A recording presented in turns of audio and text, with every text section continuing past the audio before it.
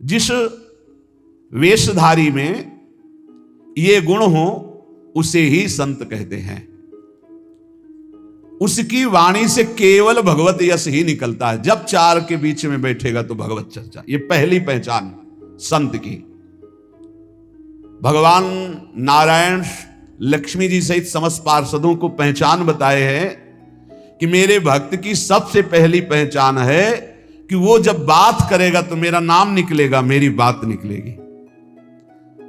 कहां गए थे वो? श्री जी की कृपा से परिक्रमा करके आ रहे थे। श्री जी ने ऐसी प्रेरणा की परिक्रमा होके आ रहे। और कैसे बड़ी कृपा है लाडली जी की, नहीं और सब कैसे, बस श्री जी की बहुत कृपा है, बड़ी करुणामयी है। अपने जैसे अधमों को स्वीकार शुरू पिंड छुड़ाना उसको मुश्किल पड़ जाएगा। ऐसे प्रेमी हैं, खड़े खड़े वो ऊब जाएगा, कब भागो, वो चर्चा वृंदावन प्रियाजू लाडली लालो के। ऐसे प्रियालाल के प्रेमी जन होते हैं कि उनको बस भगवत चर्चा ही करनी। अगर जबान खुली तो भगवत चर्चा। धूप है कि क्या है देखा है, मधुकरी मांगने जा रहे संत जन मिल गए, खड़े धूप में नंगे पैर, चर्चा घंटों चर्चा हो रही। बोधयंता परस्परम कथयंति च माम नित्यम तुष्यंति च रमंति च। ये कठिन बात है। चर्चा करते तो बहुत मिलते हैं, पर तुष्यंति च रमंति च, उसी में संतुष्ट हो, आनंदित, उसी में रमण कर रहा है, उसे कोई चाह नहीं। भगवत चर्चा हुई मानो पेट भर गया। आह कितनी अहोभाग्य, 1 घंटा से भगवान की चर्चा हो रही, प्रियालाल की चर्चा हो रही। आगे कह रहे हरि को भजन, साधु की पहचान हर समय भजन परायण। कोई माला से जप रहा है, कोई बिना माला से जप रहा है। बिना माला से जपने वालों की पहचान होती है, वो गुरु प्रसाद से जागृत होती है।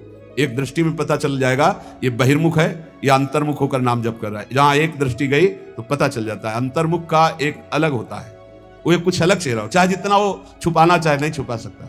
एक दृष्टि में पता चलता है नाम जापक है, अंतर से में नाम चल रहा है। और चाहे जितना दिखाना चाहे, मान लो ऐसे बाहर, तो अंतर में पता चल जाएगा ये केवल सामने की बात है, अंतर में इसके नहीं चल रहा है। दोनों बातें भजन करने वालों को अपने आप पता हो जाती है। उपासक, संत, भागवत, महाभागवत, इन सब की पहचान भजन से ही है। कल चर्चा जब विश्राम हो रही थी सुना था, आधे पल के लिए भी त्रिभुवन की राजलक्ष्मी देने पर जो अपने प्रभु का भजन नहीं छोड़ता, सुमिरन नहीं छोड़ता, वो महाभागवत है। तो हरि को भजन ये प्रधान बात है। मुंह खुले तो भगवत चर्चा और मुंह बंद तो नाम चल रहा है। राधा वल्लभ श्री हरि, राधा वल्लभ श्री हरि, या जो गुरु जी ने दिया हो, जो नाम प्रिय, राधा राधा, ये मान लो, बहुत आनंदित हो जाओगे। मान लो कुछ पैसा नहीं लगना हो, बहुत बड़े धनी हो जाओगे, बहुत बड़ा लाभ मिल जाएगा। ये सब पुण्य रुई का ढेर समझो, एक अपराध बन जाए सब भस्म हो जाएंगे। नाम सोना है, सोना जितना तपेगा उतना ही चमकेगा, नष्ट होने वाली नहीं, अविनाशी वस्तु है। कमा लो ये सोना, ये जो सोना है, सोना, ये सोना वास्तविक सोना, इसी सोना में सोवत पांव पसार। पूरी रात निकल जाए, जब नींद ना आवे, मंत्र चले, तब समझो। इसके लिए कभी सर्दी में कंबल नहीं ओढ़े गए, इसी बात के अभ्यास के लिए कभी कंबल नहीं। जो नीचे मार्किन पहने वही मार्किन उतार कर इसे पैर से फंसा के सर, पूरा शरीर कांप रहा है। मंत्राकार वृत्ति, पेट में अन्न नहीं, ऊपर वस्त्र नहीं, गंगा का किनारा, भीषण सर्दी, 1 मिनट नींद नहीं, मंत्राकार। 4 बजे गंगा में फिर खड़े। ऐसे थोड़ी भागवती की वृत्ति बनाई जाती है। ऐसे लगा जाता है जैसे गरीब आदमी ओवर टाइम करके पैसा कमाता है, किसान आदमी रात दिन लगा रहता है। ऐसे कायर पुरुष थोड़ी भजनानंदी होते हैं। ये शरीर को बहुत दुलार करने वाले भजनानंदी नहीं होते। सच्ची मानिए, जितना सुख शरीर को दोगे उतना अध्यात्म सुख से हीन होते चले जाओगे। मारो इस प्रकृति जन्य की अधीनता को, तुमने जो स्वीकार कर रखी है। हर प्रकृति का वार सीधे सो। यह प्रवचन नहीं करते, जीवन में जो जिए वो बता रहे हैं। किसी आश्रम में ठहरना नहीं, ऐसे आश्रम में ठहरना जहां जंगल किसी का जाना नहीं, ऐसे बहुत से आश्रम मिले। जीवन भर प्रकृति से लड़ना रहा है, तभी परमात्मा चिंतन का एक तार भाव बनता है। जब सीधे प्रकृति का वार सहे, यम ही न व्यथयन्ते ते पुरुषम पुरुषर सब। काशी के घाटों में जो तपन होती थी दिन भर धूप की, तो रात्रि के 2 बजे तक तपना ही होती थी, और 2 बजे उठ के नहा के विश्वनाथ जी जाना है। जीवन को एकदम प्रकृति से वार सहने वाला बना ले तो बहुत आनंद आता है। ये सुविधा नरक समझो, सच्ची मानिए आप। हरि भजन, हरि भजन में दिखावा कभी नहीं होना चाहिए, नहीं तो सच्चाई का हरि भजन छूट जाएगा। भजन करने वाले उपासक को कभी कीर्ति की चाह मत रखना, ये हम प्रार्थना करते हैं। ये अंतिम वो खाई है जहां से गिरा करके भगवान से विमुख कर दिया जाता है। दिन है तो रात आएगी, रात है तो दिन आएगा, ऐसे देखना हम तुमसे कहते हैं। ये सब केवल बाहरी है। आंतरिक श्रद्धा अटूट होती है, बाहरी श्रद्धा में कोई दम नहीं होती। हम इसकी इन श्रद्धाओं की दम नहीं होती। इनको तो हर गली में खड़ी होना, जहां बाबा वहीं खड़े हो गए। श्रद्धा वो होती है अटूट, कि चाहे जैसी परिस्थिति हो, चाहे जैसी घटना हो, मैं आपका हूं तो सिर्फ आपका हूं। वो होंगे अंगुलियों में गिनने वाले, वो अंगुलियों में गिनने वाले होते हैं। इसलिए साधु की सेवा पहचान, स्वयं साधु होते हुए साधु की सेवा और निरंतर हरिभजन और सर्वभूत पर दया, समस्त जीवों पर दया का भाव। दया बिना साधु कसाई, और ये भी दया करी तो आफत आई बड़ी। कैसे तुम्हें बताएं, मतलब बहुत विचित्र गति। आध्यात्मिक आनंद की प्राप्ति के लिए बिल्कुल व्यवहार शून्य जीवन जो जिया गया, उसमें बिल्कुल विपरीत जीवन प्रभु ने किया है। हजारों लाखों की जो भीड़, ये जनसंख्या है भगवान, ये भीड़ भजन अगर निरंतर आपका अभ्यास है तो चल जाएगा, नहीं तो आम हो जाएगा कि मैं बहुत बड़ा हो गया हूं, जहां हुआ मैं बहुत बड़ा हुआ, वहीं से भक्ति का नाश हो जाएगा। ये सम्मानम कल्यात घोर गरलम नीचापमानम सुधाश्री राधा मुरली धरो भज सके वृंदावन मात्यज। ए भाई, कभी भूलकर भगवान से यश मत मांग लेना कि हमारा भी नाम हो जाए। बहुत खतरा है इस नाम में, बहुत खतरा है। आपसे सबसे प्रार्थना करते हैं, यश की चाह मत रखना। उर्कछु प्रथम वासना रही सो प्रभु पद सरित प्रीति सो बही। बहा दो वासना को। अगर कोई वासना रहेगी तो बहुतायत में मिलेगी, क्योंकि मेरा मालिक सबसे पहले अंदर की वासना की पूर्ति करता है। विभीषण जी के पहुंचने पर सबसे पहले लंकाधिपति का अभिषेक किया। इसलिए साधक अंदर की वासनाओं को देख लो। अगर कोई भी वासना तो हटा दो। नहीं, मेरे स्वामी का स्वभाव है, पहले तुम्हें वासना की चीज फेंकेंगे ले, और जब घृणा हो जाएगी तब आगे बढ़ा देंगे। मान आखिरी खाई है जिस पे साधु गिर जाता है।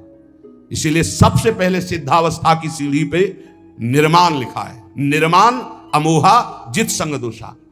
अपने में कोई गुणा अभिमान आकर के ये श्रेष्ठता का भाव हो जाना, मानो परमार्थ में पोछा लग जाना है। भाई कभी अहम, ये भाव मत अहम में लाना कि मेरा नाम हो जाए। भगवान को जो करवाना तो करवाने, वो तो सर्व समर्थ है, वो तो नौकर हैं, हम वैसे ही करना पड़ेगा। पर चाह कभी मत करना। अगर चाह किया तो ये आखिरी खाई है, इसमें साधु को गिरा दिया जाता है। ये माया की बड़ी विचित्र मनोहर चाल है। बड़ा मीठा जहर है जिसे हाथ में लेकर स्वयं खा लिया जाता है। ये मान प्रतिष्ठा यश कीर्ति ये जगत मंगल कराने वाले भगवान की हो, उन्हीं का यश गाएं। अपनी कभी न मानकर इसका जो भोग करेगा वो नष्ट हो जाएगा। मेरी यश कीर्ति इससे नष्ट हो जाएगा। सर्वभूत पर दया, दया तो करनी है, पर दया वो जिसमें भगवत विस्मरण ना होने पावे। दया को उल्टा याद, अगर हरि की याद भूल गई तो वो दया फंसा देगी पक्का। और जिस दया में हरि सामने है कि ये मेरे भगवान है, वो कभी नहीं फंसा पाएगी। संत के लक्षण, जब वाणी खुले तो भगवत चर्चा, जब वाणी बंद तो भगवान नाम जप, और स्वयं साधु होते हुए साधु की सेवा एक प्रधान लक्षण है। हरि को भजन, साधु की सेवा, सर्वभूत पर दया, हिंसा लोभ दंभ छल त्यागे, विषम देखे माया। कभी किसी की हिंसा ना करे, ये साधुता का लक्षण है। कभी जीव को, किसी जीव को कष्ट देना नहीं। मन से, वचन से अगर आप थोड़ा भी किसी के प्रति रूखा भाव कर लें तो आप अंदर देखना, आपके भजन में फर्क पड़ जाएगा। ये अंदर के अनुभव की बातें करते हैं। अगर उसको तुमने डांटा है, सही माने में डांटा है और भगवत भाव करके डांटा है, तब तो आपका भजन चलेगा। और अगर भगवत भाव नहीं किया है और बिना किसी अपराध के आप डांट रहे हैं तो आपका भजन बंद हो जाएगा पक्का। थोड़ा अपराध है, बहुत डांट दिया तो आपका भजन बंद हो जाए। ये भागवती क्षेत्र है। किसी को ना वचन से, ना शरीर से, ना मन से पीड़ा ना पहुंचाए, किसी को भी नहीं। देखो, गुरु शिष्य एक व्यवहार का संबंध है, परमार्थ नहीं। आप ये मत समझना कि गुरु शिष्य परमार्थ का है। परमार्थ तो एक ही तत्व है, ना गुरु है ना शिष्य है। अगर शिष्य शिष्य, वो गुरु ही है। गुरु गुरु, वही भी शिष्य है, वही गुरु है, वही शिष्य है। दो नहीं, द्वैत परमार्थ नहीं है। परमार्थ एक वस्तु है। परमार्थ में गुरु शिष्य नहीं, ये व्यवहार है। प्रणाम, नमस्कार, वंदन, ये सब व्यवहार के अंदर। परमार्थ में एक वासुदेव यहां जो विराजमान, वही यहां विराजमान है। उसी वासुदेव को देखकर वो स्वांग शिष्य का कर रहा है, तो आप स्वांग गुरु का कीजिए। बस स्वांग है, सत्य वस्तु एक ही है जो सर्वत्र विराजमान है। इसलिए किसी को भी वचन से, शरीर से या मन से पीड़ा ना पहुंचावे। लोभ, किसी भी तरह अर्थ का लोभ ना आने पाए। दंभ, कोई दिखावा मान प्रतिष्ठा के लिए नाटकबाजी नहीं होना चाहिए। छल त्यागे, छल अंदर कुछ है बाहर कुछ है ऐसा ना करे। साधुता का मार्ग निर्मल है। संत सरल चित जगत हित जान स्वभाव सने। संतों का स्वभाव ये होता है जगत मंगल करना, सरल चित्त, छल कपट रहित रहना। और विषसम देखे माया, माया किसे कहते हैं? मैं मोर तय तोर, जहां तक इंद्रियां जा रही, जहां तक भोग विलासता के लिए मन जा रहा, सो सब माया जानो भाई। अपने माया में ही जी रहे हैं, माया में ही रह रहे हैं, माया के ही शरीर में है। इसे भगवत समर्पित करके माया की वस्तुएं भगवत प्रसाद करके पाओ, माया की वस्तुएं भगवत समर्पित करके प्रसादी पहनो, बच जाओगे। अगर स्वयं भोक्ता बनोगे अमनिया के तो फिर माया फंसा लेगी। अमनिया ठाकुर जी को प्रसादी आपकी, बच जाओगे। यह सिद्धांत है बचने का। एक भी वस्त्र बिना ठाकुर जी को अर्पित किए मत पहनना, एक बूंद पानी बिना अर्पित किए मत पीना, एक भी अन्न का टुकड़ा बिना अर्पित किए न जाए तो आप देख लेना माया मुक्त हो जाओगे। सहनशील, साधु कौन? जो सह जाए, अंदर की बात और बाहर की भी बात। बाहर कोई गाली दे दे, अपमान कर दे, निंदा कर दे, सह जाए। अंदर की बात, काम आ रहा है, क्रोध आ रहा है, लोभ आ रहा है, मोह आ रहा है, चुपचाप सह जाए। इनके सहने से भगवान की प्रसन्नता होती है। इनके सहने से भगवत भक्ति बहुत जोर की बढ़ती। सहत सहत बाढ़े भगत गिरे तन गुरु हित गाल। ये नियम बना लो कि मुझे सहना है, सहने से भगवान प्रसन्न होंगे। अपने प्रभु के लिए हर दुख सहना है। जब ये बात आ जाती है तो सब कुछ सहन करने में आनंद आता है। भला कष्ट सहने में कहीं आनंद आता है, लेकिन आनंद आता है अपने प्यारे के लिए कष्ट सहने में आनंद आता है। सहनशील, अगर ज्ञान हो जाए तब तो फिर क्या कहना, ज्ञान नहीं तो अपने प्रभु के लिए सहो। ज्ञान में तो सहना ही क्या, स्वाप्निक है, बिल्कुल स्वाप्निक है। बिल्कुल जैसे जगत आप देख रहे हो बिल्कुल स्वप्न चल रहा है, ये दीर्घ स्वप्न है मोह निद्रा में। भक्ति में उसे ऐसे ले लो कि भगवान की लीला हो रही है तो हमें भगवान सहना चाहते हैं, इसलिए गाली दिला रहे हैं, इसलिए निंदा करा रहे हैं, इसलिए अपमान करा रहे हैं, चुपचाप सह जाओ।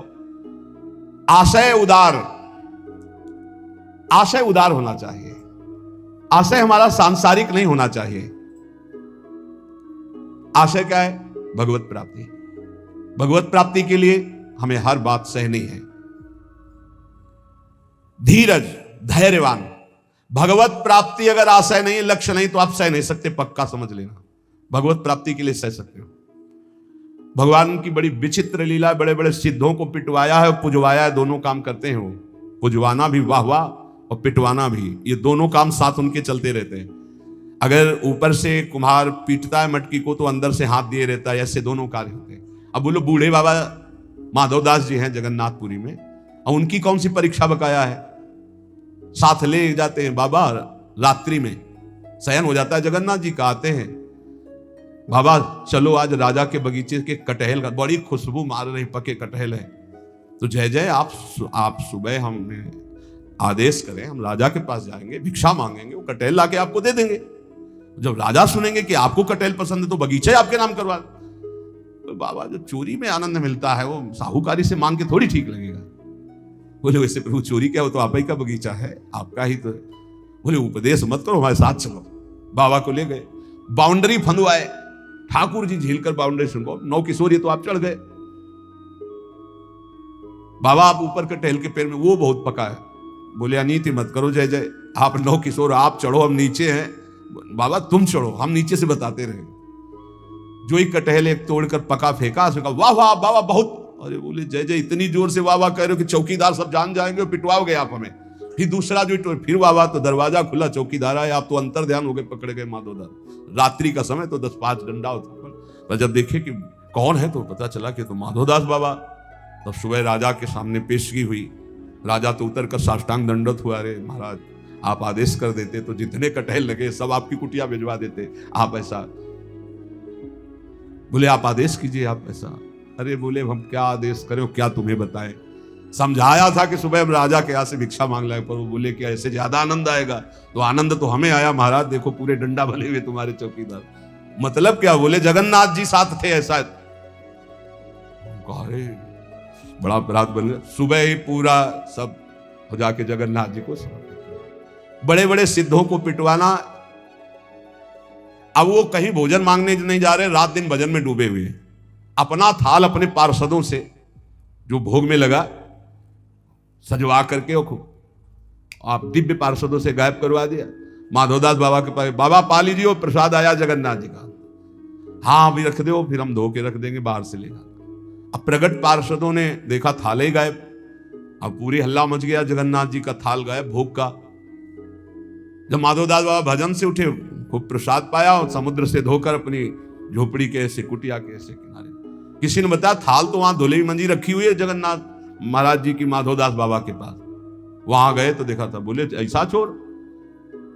अब ये भी नहीं सोचा कि जब भोग लगता है तो सब पार्षद ऐसे बैठते हैं, पर्दा लगता है, वहां से थाल कौन ले जाएगा। बड़ी पिटाई की माधवदास। अच्छा, माधवदास बाबा इसलिए पिटाई को सुखपूर्वक सह रहे थे कि महाप्रसाद पाया है तो ये भी प्रसाद पा लो। अब थाल लेकर के भूखे हैं तो थाल आप भिजवा रहे हैं, आप ला रहे हैं, पिटाई आप कर। इनकी रहस्य को समझना बड़ा कठिन, इसलिए ये कभी ना समझे कि ये गाली देने वाला कोई और है, ये पीटने वाला कोई। प्रभु पिटवाते हैं, प्रभु ही पुजवाते हैं, दोनों काम कराते रहते हैं, बैलेंस बराबर बना के चलते हैं, पक्का समझना है। सहनशील, कोई डर रहा होगा कि यार ज्यादा भक्ति करने पे पिटवाई में पिटवा देंगे। ये सिद्धों के साथ करते हैं, आपके साथ नहीं खेलेंगे।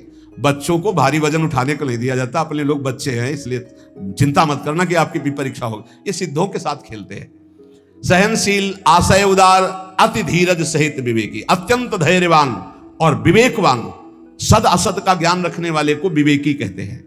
सत्य वचन, साधु के वचन सत्य होते हैं, इसलिए कभी असत्य ना बोले, सत्य वचन। सबको सुखदायक, जब बोले तो विचार करके बोले और ऐसे वचन बोले जिनमें दूसरों को सुख मिले। ये बचने का दरिद्रता, वचन में दरिद्रता क्या, कोई पैसा लगता है। बड़े मीठे वचन बोलो बना के, दूसरों को सुख पहुंचाने वाले हितकर सत्य वचन बोलो। और गहि अनन्य व्रत की, अपने इष्ट का अनन्य होगा, ये होता संत की पहचान। बोले इंद्रियजित, 5 ज्ञानेंद्रियां 5 कर्मेंद्रियां उसके बस में होंगी, पर अभिमान न जाके, इंद्रिय विजयी होने का अभिमान नहीं होगा। तो बोले करे जगत को पावन, ऐसा महात्मा सारे संसार को पावन करने वाला होता है। भगवत रसिक तासु की संगति, तीनों ताप न सावन, ऐसे संतों की संगति तीनों ताप, दैहिक दैविक भौतिक सब तापों का नाश करने वाला होता है। तो श्रीपाद कहते हैं कि वृंदावन में यदि ऐसे रसिकों का संग मिल गया तो आप ये जान पाओगे कि वृंदावन में जो कुकर शुकर जीव जंतु हैं सब भजनानंदी परमहंस हैं, महापुरुष हैं। वृंदावन मनु विंदाम्य हम अपि देहम स्व सुकरादि नाम। इसलिए मैं भी ये इच्छा करता हूं कि मेरा शरीर अगर छूटे और प्रियालाल ना मिले तो मैं सुअर कुत्ता वृंदावन का बनूं, बाहर ना बनूं। और ये यहाँ का सिद्धांत है। यहां जिसका शरीर छूटता है उसे बाहर नहीं भेजा जाता। कीड़ा मकुड़ा पशु पंछी जो भी बनेगा वो यहीं का बनेगा। मेरा जन्म वृंदावन में ही हो, किंतु अन्य जगह देव शिरोमणि दुर्लभ शरीर मुझे ना मिले। मुझे वृंदावन में सूकर कुकर आदमी बन, क्योंकि यहां कभी रसिकों की जूठन मिलेगी, प्रियालाल के गुण गाने वाले रसिकों के दर्शन होंगे, प्रियालाल का यश सुनने को मिलेगा। और जब इसी रज में शरीर छूटेगा तो प्रियालाल की प्राप्ति हो जाएगी। संत वचन, महापुरुषों ने जगत मंगल के लिए उपदेश किए हैं। ये जो पीछे आपने सुना होगा यम नियम धारण करना चाहिए, अगर यम नियम धारण करता है तो उसमें बड़ी दिव्यता आती है। यम नियम आसन प्राणायाम प्रत्याहार धारणा ध्यान समाधि यो अष्टांगानि, योग के ये 8 अंग हैं, 8 अंग हैं। यम नियम आसन प्राणायाम प्रत्याहार धारणा ध्यान और समाधि, ये अष्टांग योग कहलाता है। पर यम नियम हर उपासक के जीवन में होना चाहिए, चाहे जिस मार्ग का हो। ये यम नियम सब संप्रदाय सब उपासकों के जीवन में होते हैं। क्या यम? ये 5 होते हैं। अहिंसा सत्य आस्तेय ब्रह्मचर्य अपरिग्रहा यमाहा, ये यम। किसी की हिंसा न करना, सत्य आचरण, सत्य भाषण, सत्य विचार, किसी की चोरी न करना, सदैव ब्रह्मचर्य का पालन या गृहस्थ में उचित ब्रह्मचर्य का पालन, और अपरिग्रह, किसी से भी दान न लेना, ये यम है। अगर यम का पालन किया जाए, अपरिग्रह स्थैर्य जन्म कथंत संबोधा, अगर किसी से जिंदगी भर कोई दान ना ले, यम का और नियम का पालन करे, तो उसे कई जन्मों की स्मृति प्राप्त हो जाएगी। जैसे इसमें ब्रह्मचर्य, अपरिग्रह, आस्ते, चोरी ना करना, सत्य बोलना, किसी की हिंसा ना करना, ये 5 यम हैं। इनमें अपरिग्रह, जो इन 4 यमों का पालन करते हुए 5वां अपरिग्रह, कभी किसी का दान न ले। आकाश वृत्ति से प्राप्त हुई भिक्षा या माधुकरी वृत्ति से प्राप्त हुई भिक्षा को कभी दान नहीं कहते। जो किसी से हाथ फैला के लिया जाता है उसे दान कहते हैं। आकाश वृत्ति से जो हमें भगवान बैठे बैठे दे दे। अजगर वृत्ति, ये माधुकरी वृत्ति, ये संतों के लिए रखी गई। और गृहस्थ में तो दान लेने का कोई सवाल ही नहीं। धर्म पूर्वक कमाओ और दूसरों की सेवा करना वो बात है। लेकिन तीर्थयाटन या कहीं भी जाकर कई बार मना किया है, आप गृहस्थ हो, अपनी मेहनत की कमाई का खाओ। भले आप चना चबेना से समय काटो, लेकिन किसी की हलवा पूड़ी दी हुई मत खाओ, क्योंकि आपके पुण्य बच जाएंगे। कितनी बड़ी बात है। यही यम का पालन कर रहे थे भीष्म पितामह जी। ब्रह्मचर्य, सत्यवादी और अहिंसा। अहिंसा का तात्पर्य बहुत सूक्ष्म होता है। जो धर्म विरुद्ध आचरण करने वालों को धर्म युक्त दंड देता है, वो हिंसा नहीं मानी जाती। अहिंसा का मतलब यही नहीं कि केवल अधर्मी पुरुष है, पापाचरण कर रहा है, आपका राजकीय पद में अधिकार है कि उसको दंडित किया जाए और आप उसे कि मैं तो अहिंसा व्रती छोड़ दिया, अब हिंसा हो गई, क्योंकि वो हजारों को अधर्म करके दुख देगा, वो तुम्हें पाप लगेगा। तुम अधिकार प्राप्त हो राजकीय विधान से, उसको दंडित करो, उसको शासन में लो। अधिक पापी है तो उसको न्याय के द्वारा ऐसे कब्जे में रखा जाए जिससे अपराध ना कर पावे। तो कहीं कहीं हिंसा भी अहिंसा हो जाती है। हिंसा भी अहिंसा हो जाती है। जैसे हम पीछे सुनाया था, वो लकड़ी हरी उजाले का, पूरे 4 को मारा तो पूरा गांव बच गया, तो अहिंसा हो गई, वो पुण्य हो गया। भीष्म पितामह जी को भगवान से कह रहे कि मुझे 100 जन्म की पूरी याद है, पीछे मैंने कोई ऐसा पाप नहीं किया जो ऐसा भोग रहा हूं। ऐसे ये जो पूर्व जन्मों की स्मृति है, ये यम धारण करने से प्राप्त हो जाती है। अहिंसा, सत्य, चोरी ना करना, ब्रह्मचर्य धारण करना और किसी से परिग्रह न लेना, दान न लेना। दान लेने से बहुत हानि होती है, बहुत हानि होती है। दान लेने में खुशी नहीं होना चाहिए कि हमें कोई बहुत महंगा स्वेटर दे रहा है, बढ़िया घड़ी दे रहा है, खूब रुपया दे रहा है, ये बहुत घाटे का है। नाशवान वस्तुओं से अविनाशी भजन का हिस्सा बटा देना, ये कोई बुद्धिमत्ता नहीं है। सहज में काम चलाओ और खूब भजन करके जगत मंगल करो, भजन करके भगवत प्राप्ति करो। देखो कितनी बढ़िया बात करें। अपरिग्रह स्थैर्य जन्म कंथता संबोधा। अनेक जन्मों की वो याद बैठे बैठे कर सकता है। पूर्व जन्म में मैं कौन था या पूर्व जन्म में आप कौन थे। जो किसी का कभी दान नहीं लिया और अखंड ब्रह्मचर्य से रहता है, सत्य बोलता है, चोरी नहीं करता, किसी की हिंसा नहीं करता। जो ब्रह्मचर्य से रहता है, ब्रह्मचर्य प्रतिष्ठायाम वीर लाभः। ब्रह्मचारी जैसा कोई बलवान नहीं होता। शारीरिक बल कोई बल नहीं कहा जाता। ब्रह्मचर्य में सामर्थ्य होती संकल्प बल की, जाओ ऐसा, फिर वैसे ही होगा। अध्यात्म बल बहुत बढ़ जाता है ब्रह्मचारी का, आत्मबल बहुत बढ़ जाता है। कहीं भी वो भयभीत होना, कहीं भी शंका कर लेना, कहीं भी पराजित हो जाना उसके स्वभाव में नहीं होता। जो ब्रह्मचारी होता स्वभाव में नहीं होता। ये खास बात होती है। भगवान परशुराम जी के पास जब अंबा जी गई, अंबा जो काशी नरेश की 3 राजकुमारियों में एक सी थी, उन्होंने कहा कि मैं आपसे सहायता चाहती हूं भृगुवर, मैं आपकी शरण में हूं, शरणागत की रक्षा करनी चाहिए। बोले पहले तो तुम्हारा स्त्री स्वरूप है, वैसे ही अधिकार बनता है रक्षा का। दूसरा तुम शरण में हो, बोलो कौन त्रिभुवन में ऐसा है जो तुमको कष्ट दे रहा है। बोले पहले वचन दो कि मैं उसको मारूंगा। बोले निश्चित परास्त करूंगा उसको। बोलो कौन है। तो कहा आपके प्रिय शिष्य भीष्म। एक बार तो परशुराम जी की भीष्म के द्वारा ऐसा कैसे अपराध बन गया, क्या हुआ, पूरी घटना सुनाई। तो उन्होंने कहा वैसे तो उन्होंने ऐलान किया था कि मैं हस्तिनापुर नरेश के लिए इन राजकुमारियों का अपहरण कर रहा हूं। उन्होंने ये तो नहीं कहा था कि मैं अपने लिए। उसी समय तुम्हें बोल देना था कि मैं साल्व से प्रेम करती हूं, तुम्हारी त्रुटि रही। तो उनका भगवान मैं समझ रही थी कि आपके शिष्य यहां पक्ष लेंगे। बोले बिल्कुल पक्ष नहीं लूंगा, तुम शरणागत हो, तुम्हारे लिए मैं मेरी आज्ञा का पालन करेगा।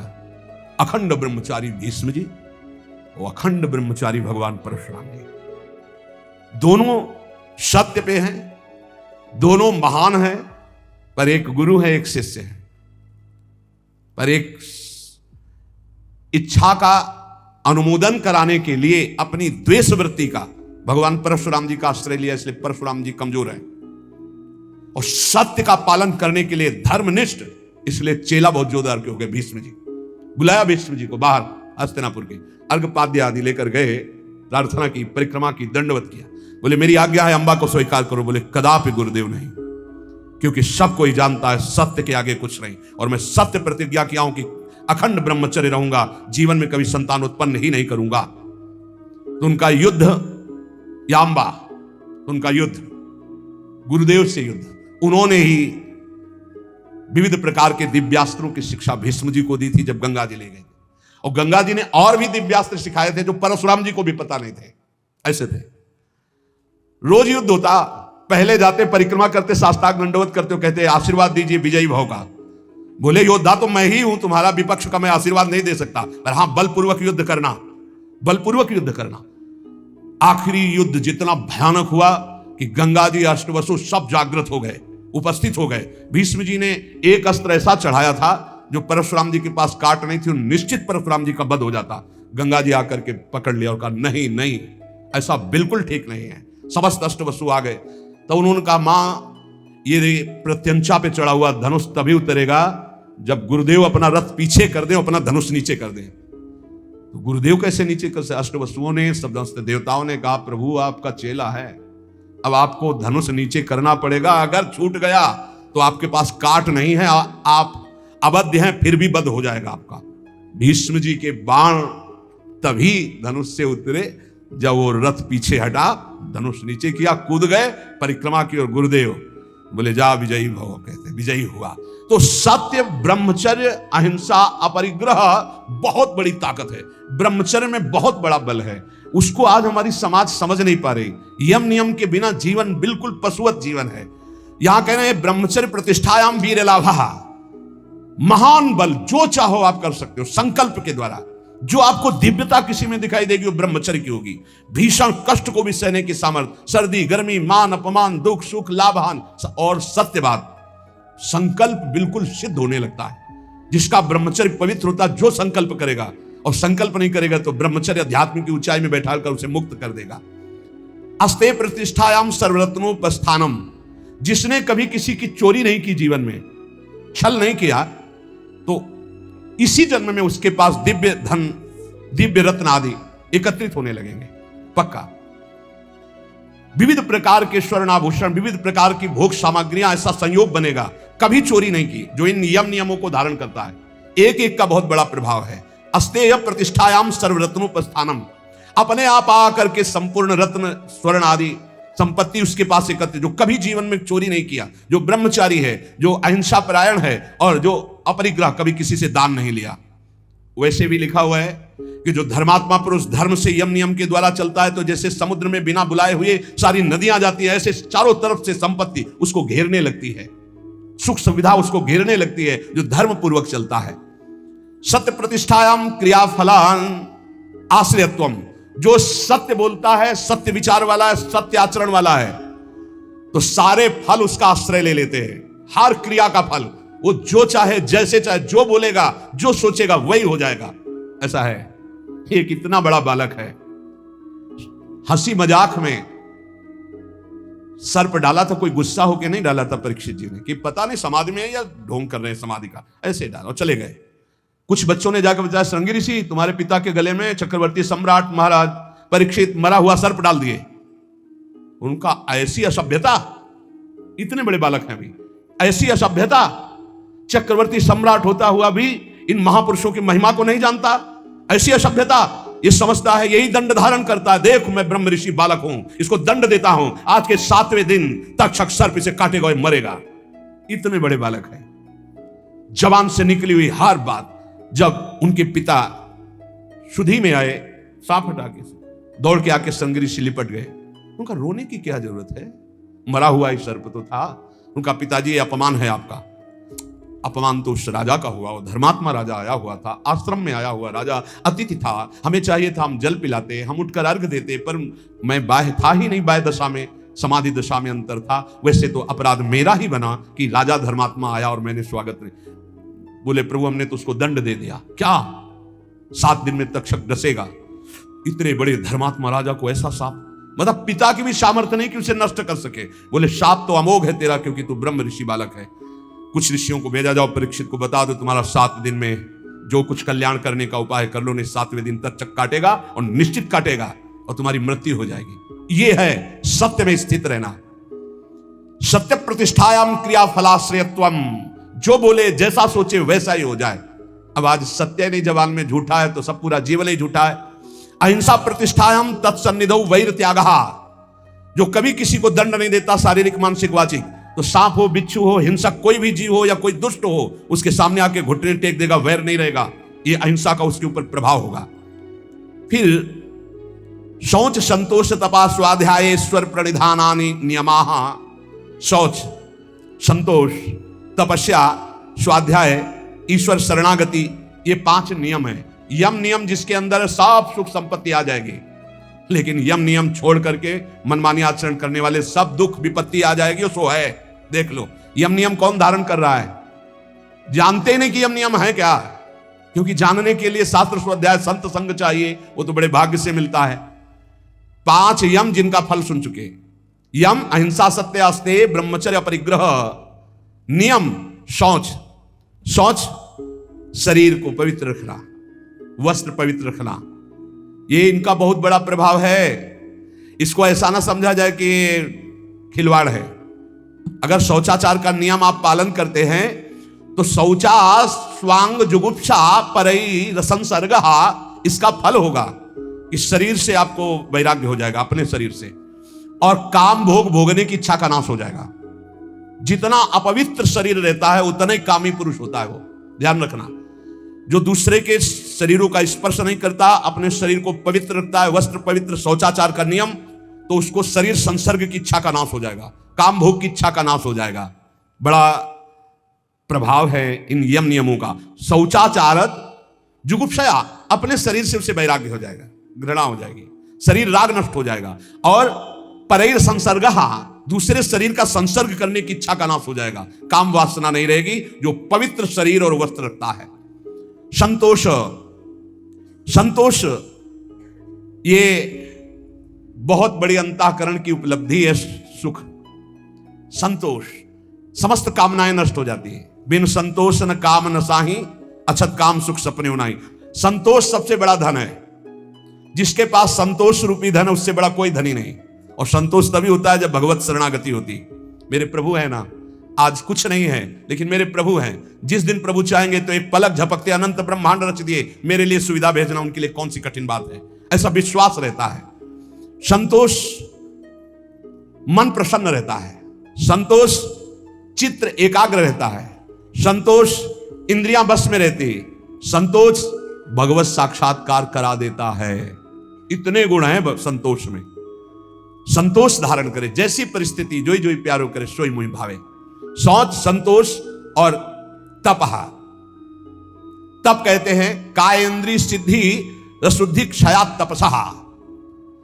अपनी दिनचर्या में जो शारीरिक कष्ट है, जो मानसिक कष्ट है, उसको जो सहता है वो तपस्वी कहा जाता है। शारीरिक कष्ट, अब पूरी रात हो गई अपनी दिनचर्या करते, रात ही समझो 9 बजे 10 बजे से 11 12 1 बजे जग गए, फिर लगे 10 सवा 10 बजे तक, फिर खा पी के जरा सा विश्राम, फिर दिनचर्या। ना चैन से सोना है, ना कोई मनोरंजन है, ना कोई भोग वासना का खेल है। रात दिन जलते हुए आगे बढ़े। क्या हो रहा है इससे? आप रोज विजयी हो रहे माया पर। कायेंद्रिय सिद्धि रसुद्धि क्षयात तपसा। समस्त अशुद्धियां पाप तुम्हारे नष्ट हो रहे हैं और शरीर और इंद्रियां परम पवित्र हो रहे हैं। सिद्धि ही सिद्धि, जो चाहोगे वो प्राप्त हो जाएगा। ये तपस्या से, तपस्या से ब्रह्मा जी सृष्टि रचते हैं, तपस्या से ही महादेव जी इसका संहार करते हैं, तपस्या से ही हरि इसका पालन करते हैं। तप बहुत बड़ी वस्तु है। जिसके जीवन में तप नहीं वो कुछ नहीं समझ सकता। श्री हरिवंश प्रसिद्ध धर्म समुझे ना अलप तप। थोड़े तपस्या वाला हरिवंश धर्म को नहीं समझ सकता। तप किसे कहते हैं? अपनी दिनचर्या में शारीरिक मानसिक जो कष्ट मिलते हैं उनको सहना। स्वाध्याय, शास्त्र का अपने इष्ट देवता के गुणों से भरा हुआ जो ग्रंथ है उसे शास्त्र कहते हैं। जैसे अपने श्रीमद चतुरासी जी 42 लीला, श्रीमद राधा सुधा निधि, सेवक वाणी, सब इष्ट रस से भरी हुई। स्वाध्यायात इष्ट देवता संप्रयोग। स्वाध्याय करने वाला इष्ट देवता का साक्षात्कार करने की सामर्थ्य प्राप्त कर लेता है। शौच, संतोष, तपस, स्वाध्याय और ईश्वर प्रणिधान। समाधि सिद्धि ईश्वर प्रणिधानात। जो भगवान की शरण में हो जाता है, भगवान उससे समता प्रदान कर देते हैं, उस समत्व को प्राप्त हो जाता है। इसलिए हृदय में ये 5 यम मन वचन कर्म से किसी की हिंसा न करना, सत्य बोलना, सत्य आचरण करना, सत्य विचार करना, किसी की चोरी न करना, सदैव ब्रह्मचर्य का पालन करना, किसी का भी किसी तरह से दान स्वीकार न करना, ये यम। और शरीर पवित्र रखना, संतोष हृदय में रखना, तपस्या के द्वारा मन इंद्रियों को पावन करना, अपने इष्ट ग्रंथ का स्वाध्याय करना और अपने इष्ट देव की शरण में रहना, ये नियम। यम नियम का जो पालन करता है वो सब भरपूर हो जाता है, लौकिक पारलौकिक समस्त सिद्धियां उसे प्राप्त हो जाती है। इसलिए यम नियम का पालन करते हुए निरंतर नाम जप करते हुए जितनी श्वासें हैं अब अपने को पवित्र कर लो। अब हमारा